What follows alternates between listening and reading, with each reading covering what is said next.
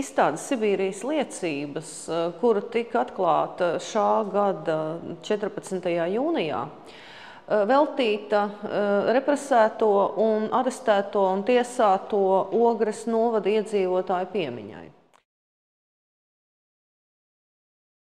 Neutralizēt, dabūt prom no Latvijas teritorijas personas, kuras tātad Čekas izpratnē būtu spējīgas šo te pretošanos organizēt, un tie tātad bija tā brīža izglītotākie, saprātīgākie, gudrākie prāti, un tajos brīžos, kad cilvēki saka, nu kā tad tā bija, nekas jau nebija, mums jau tikai piederēja zemīte, mums jau tikai bija saimniecība. Bet tas nozīmē, ka šie cilvēki bija pietiekami spējīgi, viņi bija pietiekami izglītoti, viņi bija uzņēmīgi, domāt un darboties gatavi, ka viņi bija spējuši Latvijas neatkarības laikā izveidot jau un nostiprināt esoši, darboties spējīgi sen, lauksaimniecību. Nebija sajūsmā par to, ka viņam ir atņemts tas, pie kā viņš un viņa ģimene iespējams jau pat ilgākā, ļoti ilgā laika posmā ir strādājuši, par ko viņi ir cīnījušies, jo lielākā daļa tā brīža pieaugušo iedzīvotāju kaut kādā veidā bija iesaistīti Pirmajā pasaules karā. Liela daļa vīrieši bija karojuši strēlniekos vai arī Latvijas atbrīvošanas karā. Un ļoti labi zināja, par ko viņi ir cīnījušies, un neviens nebija sajūsmā par to, ka vienā jaukā, pareizāk sakot, nejaukā dienā ierodās aizdomīgi tipi, kuri paziņo, ka tu esi nelietis, darba ļaužu apspiedējis, atdod visu, kas tev ir piederējis. Apmēram pēc tāda principa, ka tas būtu iegūts negodīgā ceļā un ka cilvēks nav ielicis savu darbu pie tā, lai viņam tas viss būtu. Notiek. Šī jau arī ir tā atšķirība no arestiem, kuru laikā tā tad tiek apcietināta kāda konkrēta persona, bet pārējie viņa ģimenes locekļiem, viņam nekas tajā brīdī nenotiek.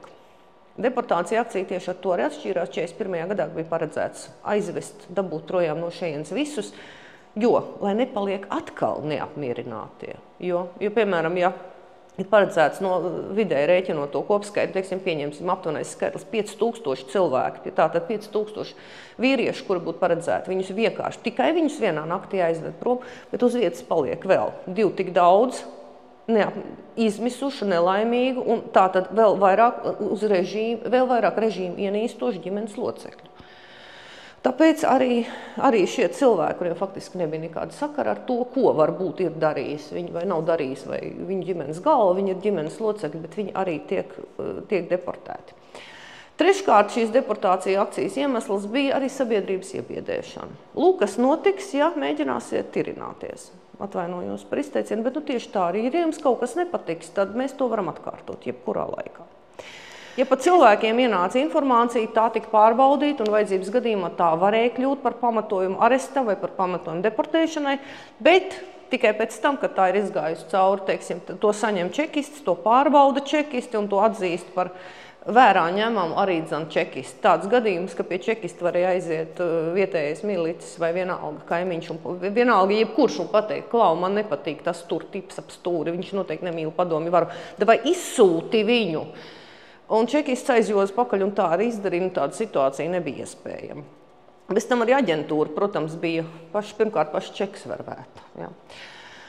Un tieši čekists arī būs tas, kurš izvēlējās, kas būs viņam ziņotājs un kāpēc viņš to darīs un kāpēc viņš to nedarīs, kāpēc viņš kaut ko nedarīs. Ja. Tā arī nav pieņemama tāda iedomājuma tāda situācija, ka pie čekas stāvēja rindā darbā par stukačiem pieteikties gribošie ar iesniegumiņiem. Tas pirmkārt čekai uzreiz radīt nopietnas aizdomas, kāpēc šis cilvēks cenšas būt tik labiņš, ja? Vai viņš ar to nemēģina kaut ko noslēpt.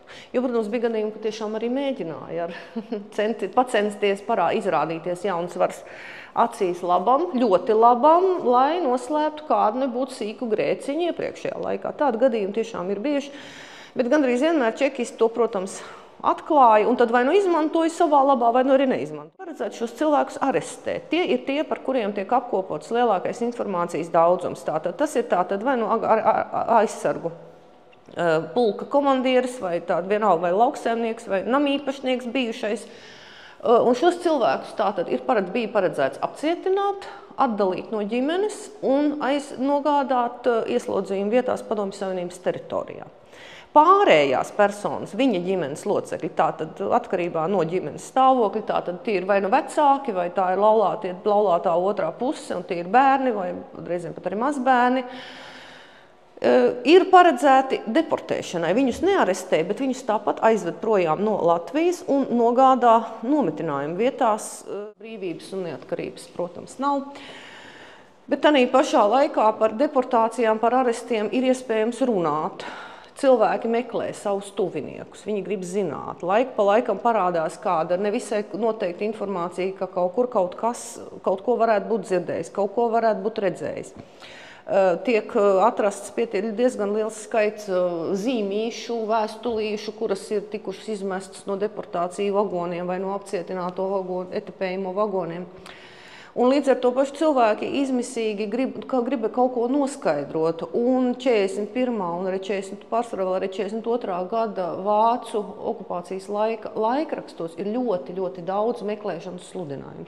Šajos meklēšanas sludinājumos tā ir neliela tikai izlasīta, jo tur meklē gan arestētos, gan to, kas ir deportēti, gan tos, kas ir kara sākumā piespiedu kārtā aizvesti uz Padomju Savienību, kā piemēram lokomotīvu vadītāji, šoferi. Tātad tie cilvēki, kurus piespiež vest projām uz Krieviju okupācijas režīmu bēgošās amatpersonas. Cilvēki faktiski tā sauktā devētais gulaks, tātad ieslodzījuma vietu sistēma, lāģeri kara gados faktiski izmira badā. Ja.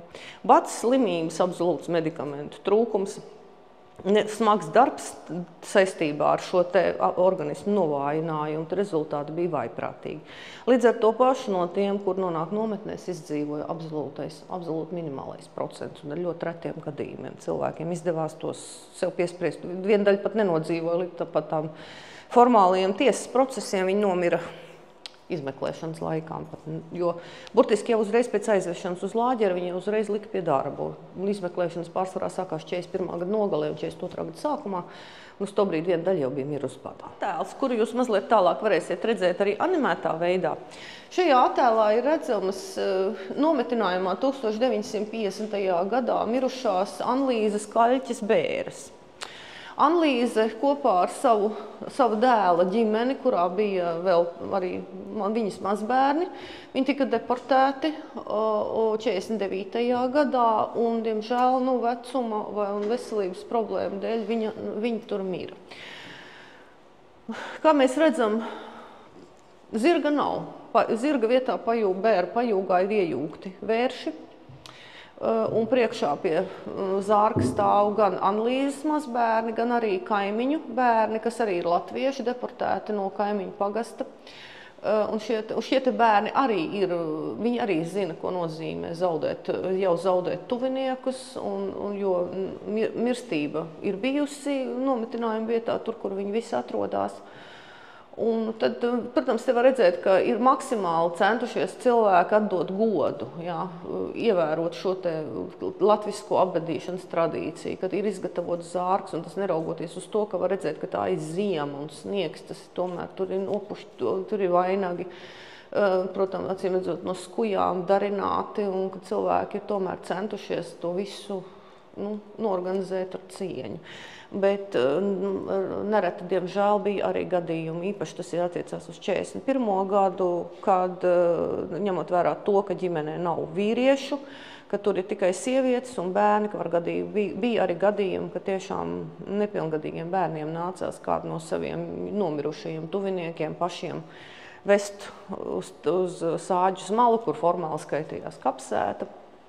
Un mēģināt, teiksim, apbedīt bieži vien arī pat bez zārka. Un pirmajā brīdī nepārāk, diemžēl, arī dziļi ierakt. Un gadījums bija tāds, ka pavasaros nācās mūžīgajā sasalumā, sasalušajā zemē nemaz nebija tik viegli apbedīt. Un pēc tam vajadzēja padziļināt un tomēr rakt dziļāk, lai zvēri neapēd un neizvazā mirstīgās atliekas. Lopu pārvadāšanas vagons, par ko liecina uzraksts, ka tajā ir iespējams ievietot 40 cilvēkus vai 8 zirgus.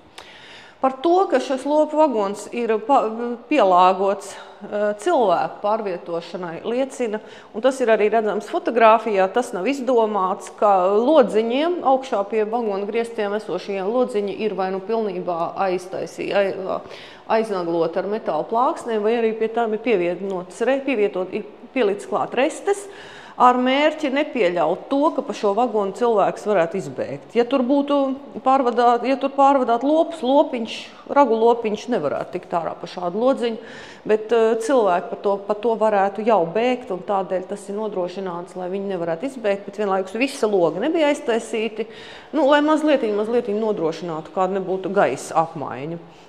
Pieejot klāt pie vagona un ieskatoties mazajās apaļajās atstiņās, ir iespējams redzēt nelielu mūsu vīziju par to, kā varētu izstīties, kāda varēja būt situācija deportējuma vagonā, kurā atrodas jau vairs tikai sievietes, bērni, vecāki cilvēki, pusauģi, tie ir tātad cilvēki, kuri paredzēti deportēšanai, un viņu ģimenes galvas jau ir aizvestas projām, un tur cerams ir nojaušama viņu neziņa un neizpratne par to, kas varētu notikt tālāk, vienlīdz mēģinājums tomēr kaut kādā veidā vienam otru nomierināt un saglabāt mieru. Droši ejiet klāt un ieskatieties šajās te atstiņās.